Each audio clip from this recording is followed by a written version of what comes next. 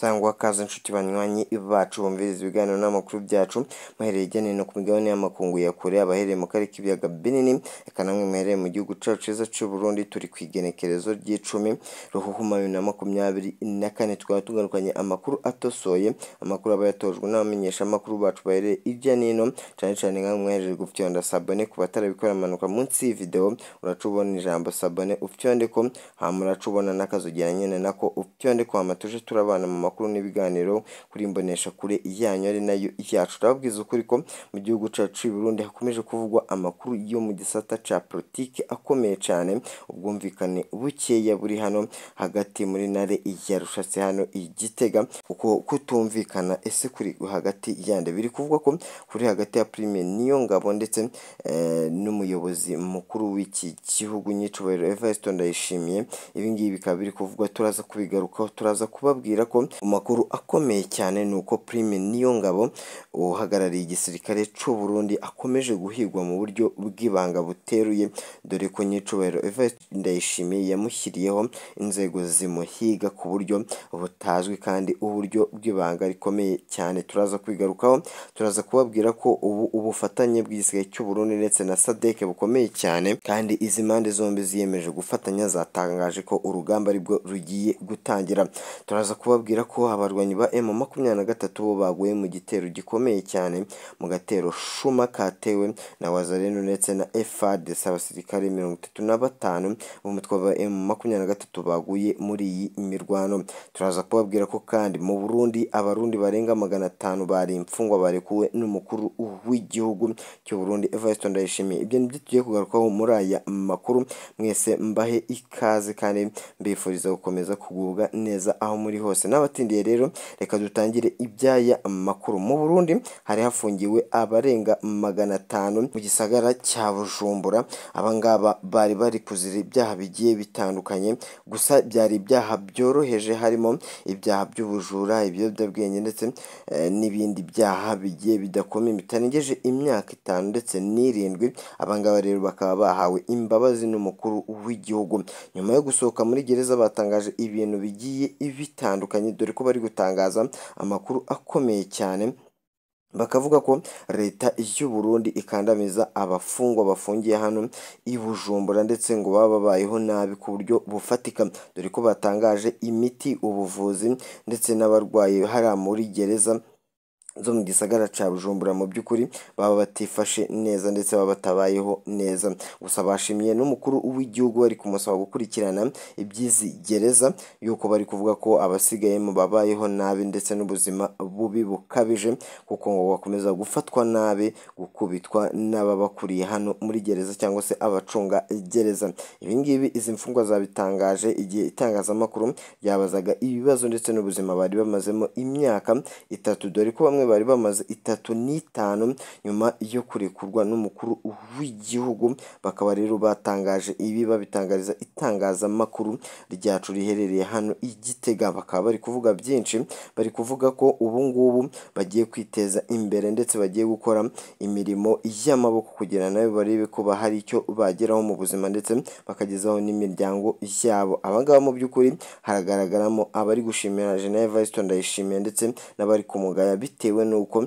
nibyo baboneye mu magereza agiye atandukanye y'imfungwa harire mu gisagara ca Bujumbura munyemerere iby'iyi nkuru tuyisubikire ahangaha ahubwo tujye ku nkuru ikomeye cyane ubufatanye buri kuvugwa hano kuri SADC ndetse n'ingabo z'u Burundi ubu ngubu ingabo z'u Burundi na SADC byatangaje ko ubu ngubu ari bw'imirwano igiye gutangira noneho ikomeye hagati ya SADC n'ingabo z'umutwe wa M23 ibingibi byumvikanye ko ingabo za SADC murabizi ko zari zimaze iminsi zishwana n'ingabo z'u Burundi bipfuye yuko ingabo za SADC mu by'ukuri uburyo zarwanagamo cyangwa se tekinike bakoreshaga nago begeraga umwanzi barasiraga kure nk'uburyo MONUSCO ikoresha ndetse n'abacancuro n'uburyo bwibise sharing bwo kurasira kure bitaruye umwanzi ubu ngubu nyuma yo gushinjwa n'ingabo z'u Burundi bashinja uyu mutwe wa SADC yuko urwanira kure ndetse ugatuma ingabo z'u Burundi ndetse na Wazalendo bakomeza kugwa muri iyi mirwano ku bwinshi.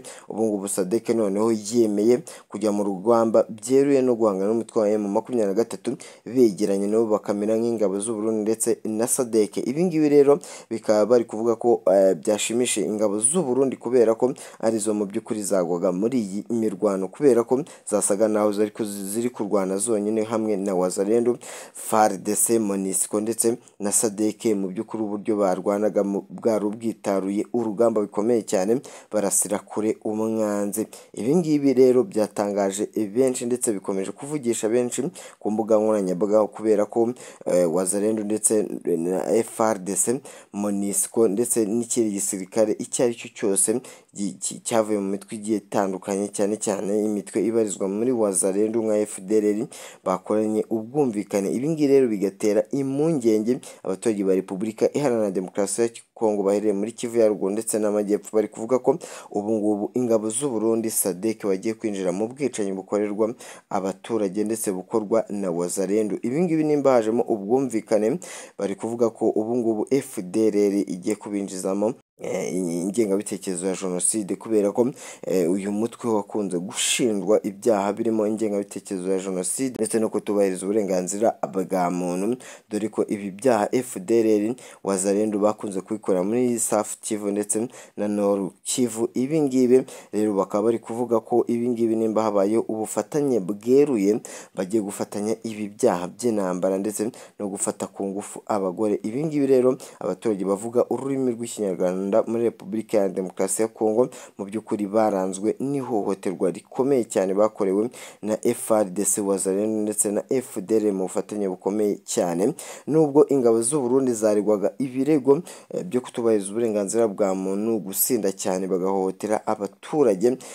hano bakomeje kuregwa bikomeye cyane, ariko abaturage bavuze ko ibi ngibi noneho byafashe indi ntera kubera ko hajemo ubufatanye bugiye bukomeye hagati y'aba bombi. Munyemerere twihuse cyane turebe iby'aya makuru ko Prime Niyongabo ndetse na Nyiricubahiro Evariste Ndayishimiye rugeretse cyane, kubera ko aba bari guhigana ku buryo bukomeye cyane, dore ko General Prime Niyongabo na Evariste Ndayishimiye mu by'ukuri batumvikana, nubwo bakomeza kubigira ibanga, bitewe n'uko General Prime Niyongabo ndetse na General Major Evariste Ndayishimiye bakomeza guhahirira ku kibazo gikomeye cyane. General Prime Niyongabo ntabwo bashaka ko ingabo z'u Burundi zikomeza kugwa hariya mu mirwano iri kubera mu buseruko bwa Repubulika Iharanira Demokarasi ya Kongo. Nyiricubahiro we yarangije gusinya amasezerano ndetse no kuba yakwemera Antoine Felix Tshisekedi mugenzi we perezida w'igihugu cya Repubulika Iharanira Demokarasi ya Kongo kumwemerera ubufasha bukomeye cyane azamuha muri iyi mirwano ikomeye cyane igisirikare cye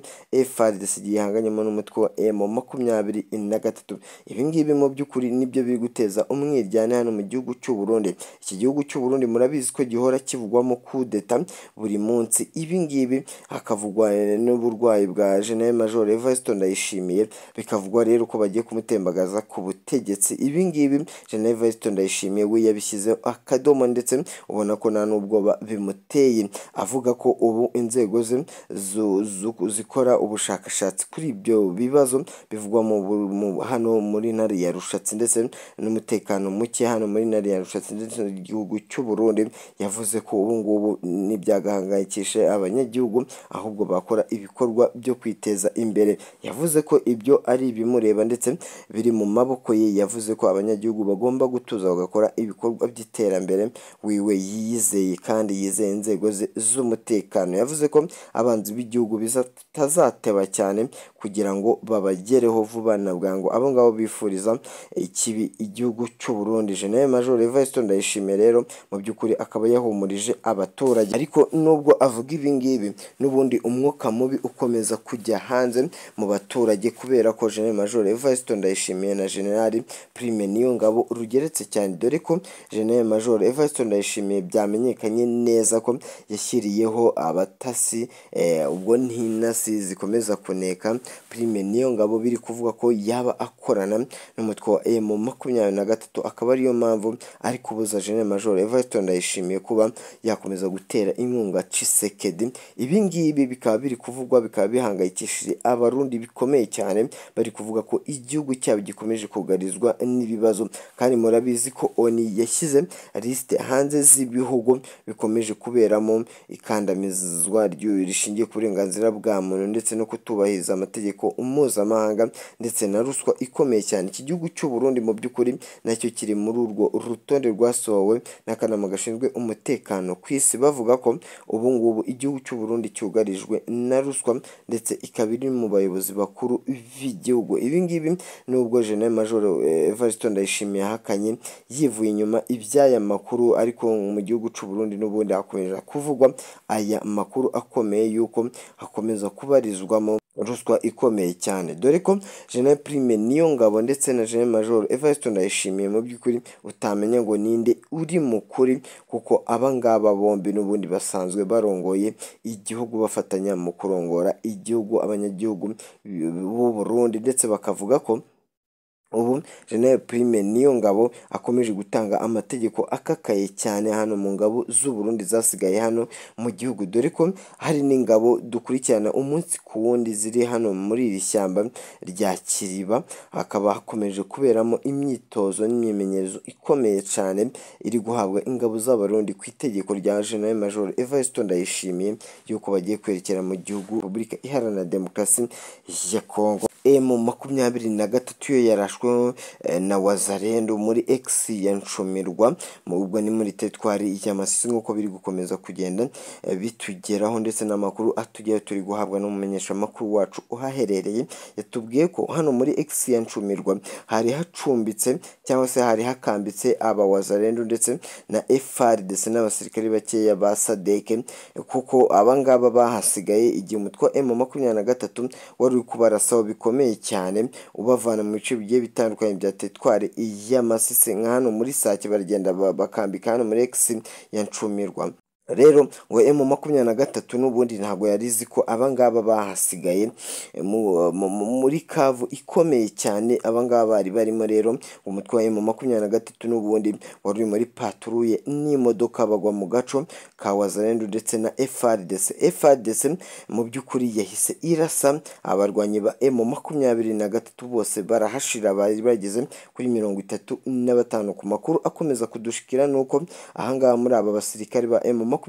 n'ubundi hagwemo abasirikare bakomeye cyane, hano harimo abashinzwe discipline nubwo batatangajwe amazina. Ubu ngubu ubuyobozi bwa M23 nta kintu buratangaza kuri ayo makuru, gusa amakuru adushikira nuko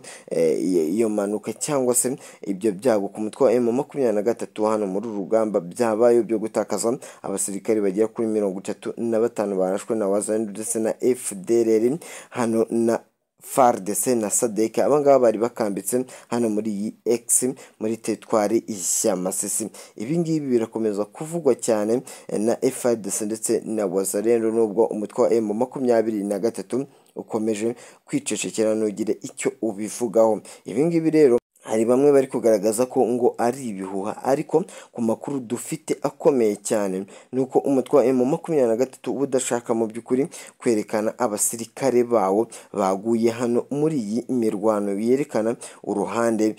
rwa FARDC gusa, ariko ku makuru yizewe ndetse ku makuru twiyemeje kubagezaho nuko umunyamakuru wacu yatugejeje amakuru atuhamiriza ko ibi ngibi ari impamo, ndetse aba basirikare baguye kuri uru rugamba nubwo umutwe wa M23 ukomeje kubihakana wivuye inyuma, ndetse ukanicisha rimwe na rimwe nushake kuvuga kuri aya makuru. Twagerageje guhamagara umuvugizi mu bya gisirikare Major Wiringoma kugira tumubaze iby'aya makuru, ariko mu by'ukuri ntiyabashije kwitaba telefone ngendanwa. Munyemerere duhindure iby'aya makuru, tubabwire amakuru ari gutangazwa ko hajemo impinduka mu gisirikare cya M23, ko hagiye guhindurwa tekanike nshya igiye gukoreshwa gukoreshwa hano mu mirwano, dore ko byagaragaye ko FARDC mu by'ukuri yiteguye urugamba. Na M23 rero yatangaje ko igiye guhindura tekanike zarwanishwaga hano muri uru rugamba rukomeye cyane ruri kubera mu buseruko bwa Repubulika Iharanira Demokarasi ya Kongo.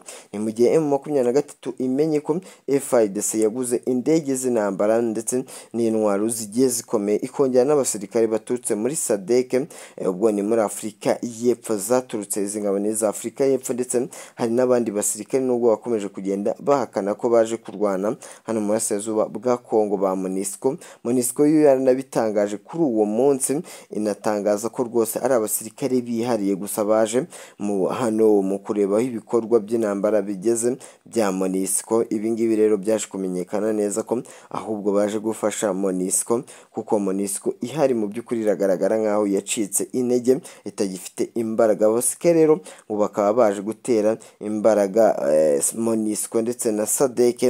muri guhangana gukomeye cyane kuri hagati y'ingabo za leta na M23. Munyemere duhindure ibyaya amakuru ari kuvugwa cyane. Ubu biravugwa yuko M23 iri mu misozi ya Sake, hejuru